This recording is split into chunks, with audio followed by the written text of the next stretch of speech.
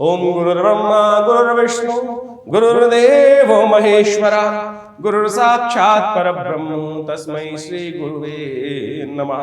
नमस्कार, मैं हूं आचार्य डॉक्टर विक्रमादित्य और आपकी राशि के अनुसार से हम इस आचार्यवाणी चैनल के माध्यम से आपके समक्ष उपस्थित हैं। कर्क राशि वालों के लिए ग्रहों का योग जो परिवर्तन होने जा रहा है, क्या कुछ करेगा। देखिए, आपकी राशि के अनुसार से यदि हम बात करें तो आपकी राशि के बड़े महत्वपूर्ण भाव, सप्तम भाव के स्वामी शनि, दशम भाव के स्वामी मंगल और साथ दशम और पंचम के स्वामी मंगल हैं और शनि महाराज की युति होने जा रही है और साथ साथ शुक्र भी वहां पर आग में घी डालने का प्रयास कर रहे हैं। 15 मार्च को मंगल करने जा रहे हैं परिवर्तन, अपनी उच्च राशि से निकलकर आपके सप्तम भाव से निकलकर आपके अष्टम भाव में युद्ध जाने जा रहे हैं। एक तरह से तो सप्तम भाव के मंगल जो विशेष तौर पर योग बनाते हैं, शक्ति संपन्न हो जाते हैं, ताकत में हो जाते हैं, संपर्कों में इजाफा करने के योग देते हैं।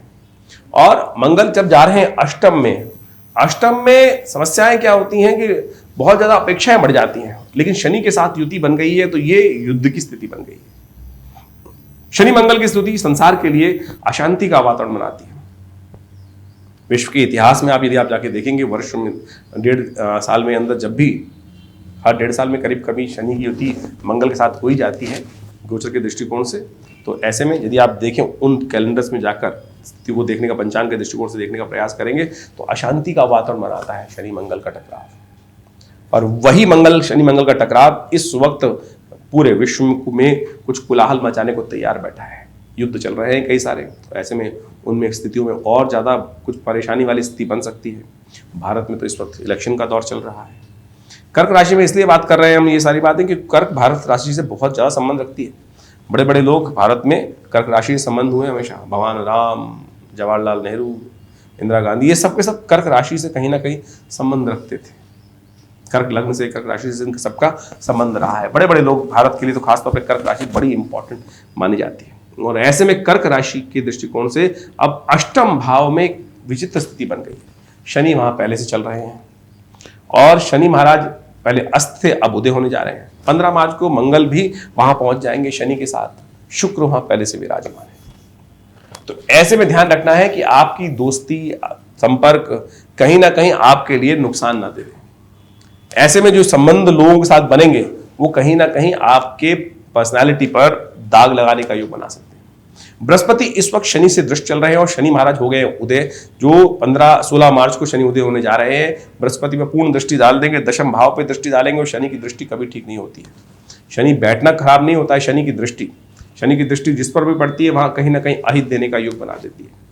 गणेश जी तक को नहीं छोड़ा शनि की दृष्टि में। तो ऐसे में शनि की दृष्टि उदय होकर जो पड़ रही है और मंगल वहां पर जाकर शनि को और एग्रेसिव कर रहे हैं। शनि वैसे ही अशांत हैं और ज्यादा उनको अशांत करने का प्रयास इस वक्त मंगल और शुक्र ने वहां बैठकर कर दिया है। तो ऐसे में ये स्थिति जो बन रही है 31 मार्च को करीब करीब शुक्र तो परिवर्तित करके आगे मीन राशि में भाग्य में चले जाएंगे, वो आपके लिए रास्ता देंगे।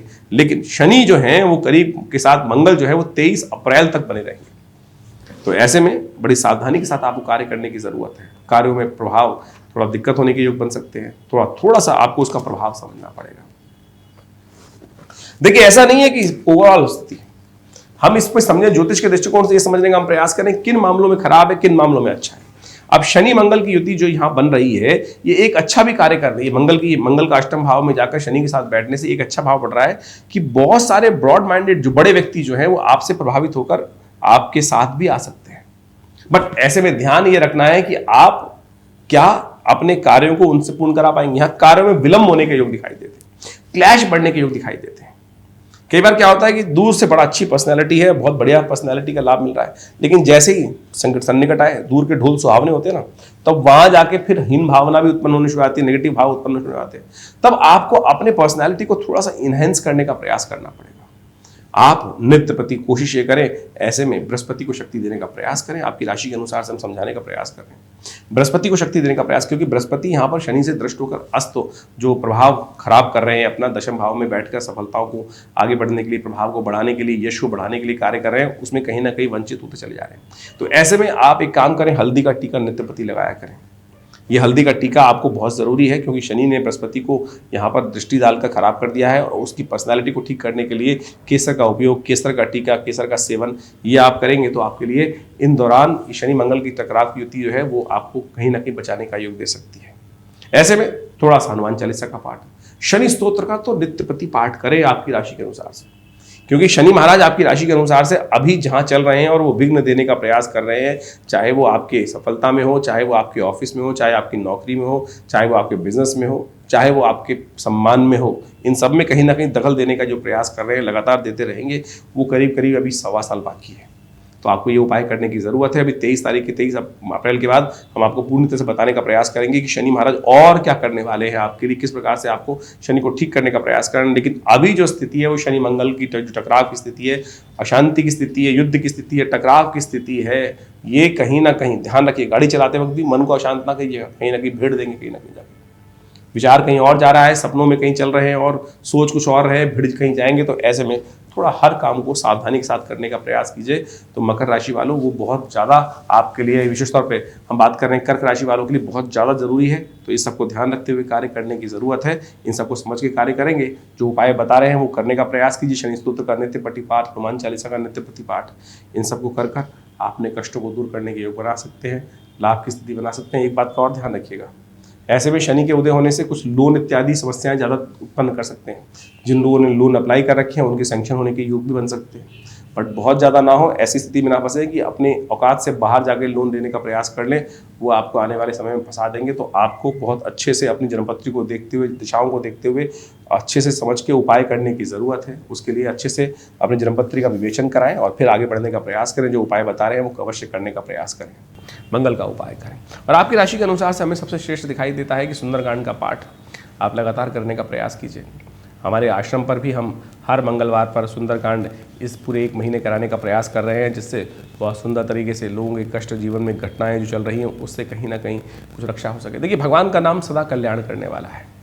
हम सावधानी बरतें, कुछ भी करते हैं, लेकिन इसके बाद भी हरि नाम जो है वो सब प्रकार से हमारे कष्टों को दूर करता है। पता भी नहीं चलता कब सूली का वो छोटा सा कांटा, सूल हल्का सा बन के कांटा रह गया और वो कष्ट कब आया कब चला गया। इसलिए हरिनाम का आश्रय अवश्य लेने का प्रयास करना चाहिए कि ये न के प्रकार न किसी प्रकार भी भगवान के नाम का संकीर्तन, मंत्र जप, प्रभु का सानिध्य बहुत सारे कष्टों को ध्यान करते हुए करने से दूर करने का योग बना लेता है। तो हमने भी इस समय में जो बताया आपको कि हर मंगलवार को आपकी राशि के अनुसार से भी हमें सबसे अच्छा दिखाई देता है कि शनि और मंगल का ही टकराव की स्थिति बन रही है।